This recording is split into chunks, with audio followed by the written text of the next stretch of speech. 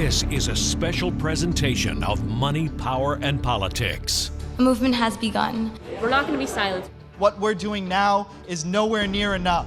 As students get more engaged in civics and government, politicians cut funding for teaching civics and government. Vote these people out. And the state is charging soaring tolls on lanes we've already paid for. Waste of time, waste of real estate, just waste it. But we'll start with an epidemic of sexual assaults in our investigation of government through the eyes of we the people.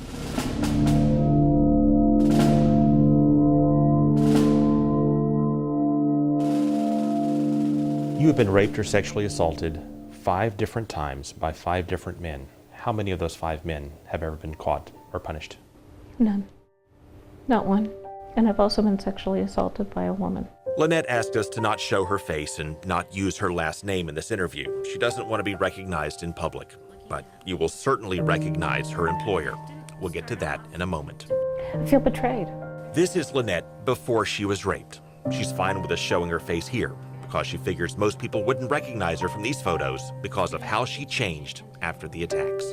Hurting myself, dressing like a bum so that people wouldn't notice me, not bathing so people didn't want to be around me. She was a young actress who wanted something more, so she joined the most respected institution in America, the U.S. military, which also happens to be reeling from an epidemic of sexual assaults. I was a woman in a man's army. I should have expected it.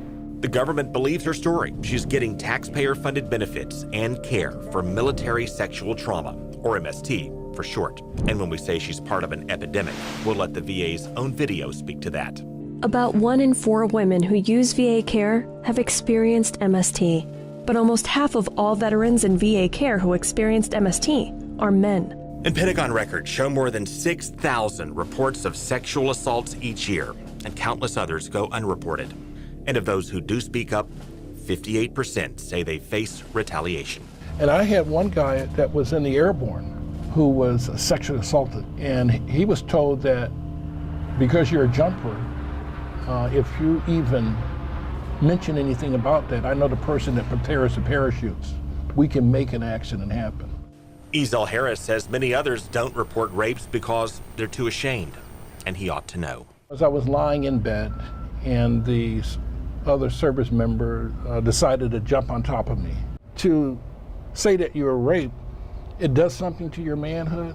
I still haven't told really any members of my family. I've got 8 siblings. Why would you not tell your own family, but you would agree to an on-camera interview with me? It's much easier to talk to someone you don't know than someone that's close to you. Ezel plunged into depression and got addicted to pain pills. Lynette got depressed and tried to take her own life. One was through cutting, another was through trying to drown myself. And several other veterans told us very similar stories by phone. And a survey of servicewomen and women veterans listed not combat, but sexual assault as the #1 factor in struggles with mental health, which brings us to the suicide crisis. Those at least 20 suicides a day were veterans. And the opioid crisis. The agency has been overprescribing painkillers that have shamed the VA and stumped the politicians for years. They all appear to be at least partly linked, but Congress will not pass a bipartisan plan to crack down on sexual abuse in the military. Where's the accountability for failure? The plan in Congress would have allowed military prosecutors to lead sex crime investigations instead of the commanders. But the Pentagon opposed and stalled it on grounds that it would compromise the chain of command, even though the Army documented how the chain of command can break down in their own videos. He said, "That is my battle buddy's career that you're about to mess with." He asked me if I was dreaming. He asked me if I was lying. The next day, they tried to tell me that I was getting chaptered out for having a lack of integrity. Last year, as the Me Too wave rocked Hollywood and the news media and Congress, the military weathered a wave of scandals that did not draw as much attention.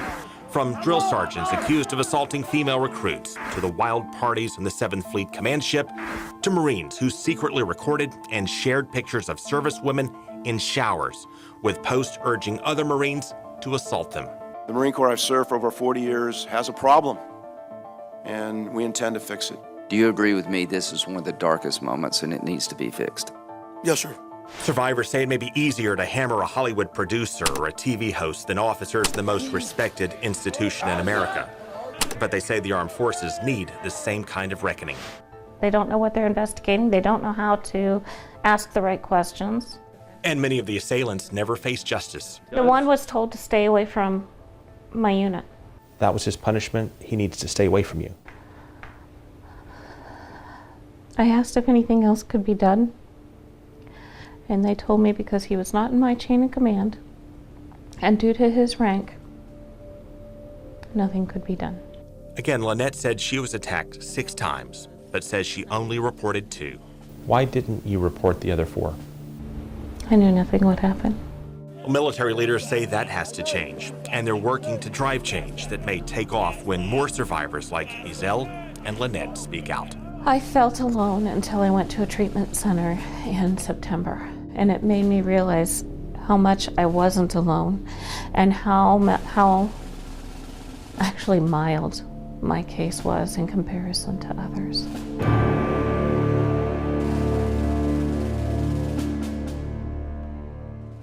Coming up, Florida students led the nation in their knowledge of civics, and then politicians slash funding for teaching civics.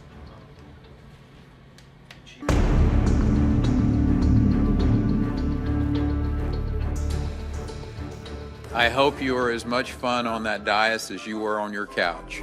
Oh my Lord. The problem with our government really comes down to a simple question. What do you have a higher opinion of, Congress or dog poop? Are you stupid? That is mind-numbingly stupid. Are the politicians really that stupid? I just got a note saying I'm at the wrong hearing. Oh, okay. Or are they just acting out because the audience is lost? Did you have a conversation, Mr. Chairman? I am tired of it. What if our government stopped working as it should because Americans stopped learning how it's supposed to work, leaving politicians to find more success just taking their cues from reality TV? And what did the devil do? Turn around and punch them. But he made a deal with the devil. She's the devil. You really thrived when you were fat and pregnant. And you know what they say about men with small hands? Or, as Senator Marco Rubio put it, he's not really a fool, but he played one on TV. Maybe to make sure his pants weren't wet. I don't know. When I was doing that, all these networks would cut in live to events they never cut in live before. That sort of conflict drives more ratings. People have figured that out, and that's how they get on television. Do you regret those insults back and forth, the tit for tat? Yeah, and I said it at the time because it's not who I am, it's not why I ran. So what Rubio and others are telling us is that maybe we could wipe out much of the foolishness we see in government if we simply taught more government in our schools. If you were to ask people, who is Mike Pence today, a lot of young people wouldn't know. Couldn't name the vice president. In all fairness. Your name are? Mike Pence. Mike Pence. Yes, sir. Even Pence's barber doesn't know who he is. Vice President? Yes, sir. Yes, sir. Oh, boy. But that's not their point. Who is Mike Pence? Their point is we need more of these students. They want to fix the mess that is politics because they've been taught. We have to break down our language barrier, and we just have to communicate with each other, and maybe we can fix it. The legislature committed to civics education years ago by funding Florida's Joint Center for Citizenship. It trains thousands of teachers, and student test scores in civics shot off the charts. Senator Bob Graham has written this book, which I think... Yes, former Governor Bob Graham wrote the book on civics and was a driving force in restoring it in our schools. What people really need to learn, in my opinion, is how can a citizen make government respond to their wishes. But wait a minute. This is Florida. I'm a state representative. Okay? You okay? You all right? Where the legislature has been reeling in scandal. Dysfunctional. Dishonest. Inept. So who said our state lawmakers want more citizens engaged in what they do? Vote these people out. Last year, the legislature and the governor quietly defunded the state's Joint Center for Citizenship, which trains Florida civics teachers and develops their material. They wiped out the $900,000 in state support for teaching civics.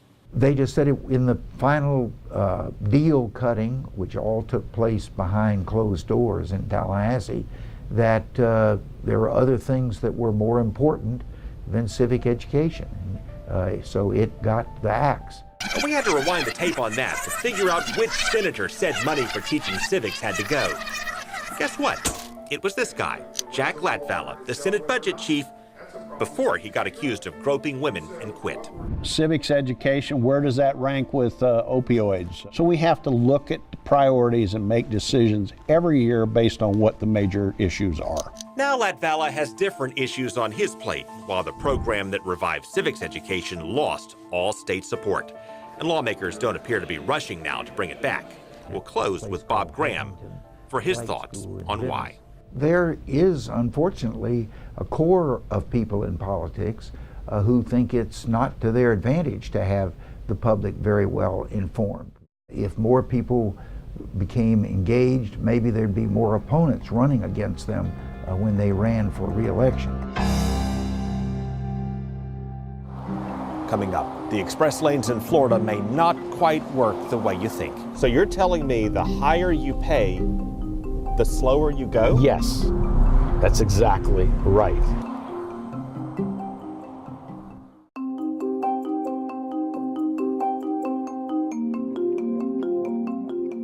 $11. Holy mackerel. We're driving through an experiment in Miami that's expanding to Tampa Bay and Central Florida. And consumer watchdog Carlos Garcia says we're about to get burned. Bordering on insane. From the toll collector's perspective, it's actually pretty smart. They're adding toll lanes on existing roads. That used to be a taxpayer-built lane. Exactly. That our gas taxes used to maintain. Yes. They're called express lanes, and they can help fund more express lanes. So our taxes already paid to build and maintain the roads. We're paying the extra fees to add express lanes to other roads so that other drivers can pay extra fees? Yeah, to keep on building more express lanes. So that other drivers can pay extra fees to fund more express lanes. So that keeps on going and going and going. And those express lanes charge something called congestion pricing, meaning they charge more when traffic slows down. So you're telling me the higher you pay, the slower you go? Yes, that's exactly right. That's right. Drivers may think they're paying a premium to dodge the jam, but the price shoots up because the express lane is jammed to try to discourage people from using it. And they're now going faster than us. Yeah, they're moving. They're moving and we're not. And they didn't pay $10.50. Our state leaders say this is the future of transportation and the model for Tampa Bay, which is starting along the Veterans Expressway near Tampa. And look at this. It's already clogging up during rush hour, even before they start charging more to drive on it. They're actually staying with 3 lanes with a slow lane as an express lane on the left-hand side, in my opinion. So the express lane is the slow lane? As far as I'm concerned, it is. And there's one more thing we haven't shown you yet in Miami that we saw right off the bat. Jeez. You see that? Lane divers. Saw it with your own eyes. Here they are. Lane divers plunge through plastic barriers to lurch into the express lanes when it's moving or lurch out of it when it's not. And guess what that brings? State lawmakers who have tried to ban express lanes cite 12,000 crashes in 3 years, or around 11 per day, just in Miami-Dade express lanes. Cynthia Fleischman was one of the victims. A lane diver plunged through the barrier into her, and she lost her leg. It's an invitation for cars to come through them. That brings us to our questions now for James Wolf, the state's transportation secretary in South Florida. Is this express lane project worth Cynthia Fleischman's leg? We design roads as safely as we can, and we react to the conditions and make them safer. To that end, he did upgrade and add more poles to at least cut down on lane diving. And Florida's Turnpike, which runs Tampa Bay's new express lane along the Veterans, is using those same upgrades. Anyone concerned about the cost of those lanes and thinks it's not of value to them should take the alternative. In terms of value, Wolf says his data shows when you add express lanes, on average, all lanes move faster, even though watchdogs like Carlos Garcia don't see it. You could stand on I-95. I wouldn't recommend that. No, or near I-95. No, wouldn't recommend that. But if there was video footage of 2 years ago, you could just see the congestion is greater now on the non-toll side. Yes. Carlos also says these tolls are regressive because they take the heaviest toll on the common man. Wherever the work areas are, where the workforce housing is usually in the further points out, and this is a concern for a lot of people. Well, the CEO of Florida's Turnpike wasn't ready for that one. Is this kind of toll regressive? Could you explain that? Or? Meaning that it disproportionately hits people with low incomes. If you're a plumber and you can get in more trips per day, you're going to use these lanes. Of course, that could drive up our plumbing bills, depending on how high the tolls go, which, for us here in Tampa, is still anyone's guess. What would the maximum toll at the peak of rush hour ever be? That hasn't been established yet. Would there be a range? Yeah, and that's something that hasn't been determined yet. Can you assure veterans drivers that they will absolute peak down the road at $11? Yeah, I don't have a... Again, the goal is to relieve congestion, and even with the rush hour hiccups we've seen, he said cars are on average still moving a little faster in the Veterans Express lane. The average travel speed's about 5 mile difference, faster. That would mean if you drove 60 instead of 55 on the 6 mile stretch, you'd save around 30 seconds. What does that mean in terms of time savings? It's remarkably little. And maybe even less if it takes off, or rather bogs down, anything like its inspiration in Miami. This is a parking lot. Yeah, a parking lot. A lot of people get paying a lot of money to be standing in a parking lot. Coming up, this officer walked into a massacre and saved a man's life. I need a big hug from you, man. But then he got fired because he could not get paid leave for PTSD.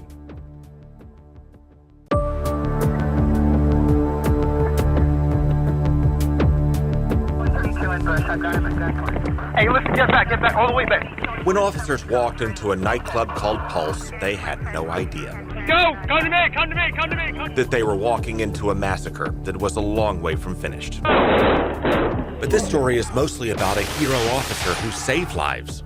My name is Officer Omar Delgado. Angel Colon was shot and bleeding out when Omar Delgado saw him move and saved him. I need a big hug from you, man. I appreciate it. So glad you're alive, man. But after they celebrated Delgado's heroics, the rest of his story did not play out the way any of us would want. I'm someone who could lose it all, you know? And it did not end the way we were told. And they lied to the people. We'll start with the call. Active shooter inside Club Pulse. Delgado worked for Eatonville Police just north of Orlando, but he got there in no time. People coming in and out of 7-Eleven, traffic was still flowing, and I'm like, okay, I'm obviously in the wrong place. And then you can just hear the assault rifle. Literally just going to town. And at that point, he walked in through a patio door. I see all these people lying on the floor, and I yell, get up, get up, get up. You know, like the police are here. They weren't moving, and that's when he knew it was too late, and that the killer was still in there hiding somewhere. And then I grab my flashlight, and I'm scanning the room, and you know, that's when you see a couple people start moving, you know, and we just started pulling people out. Is that when you pulled Angel out?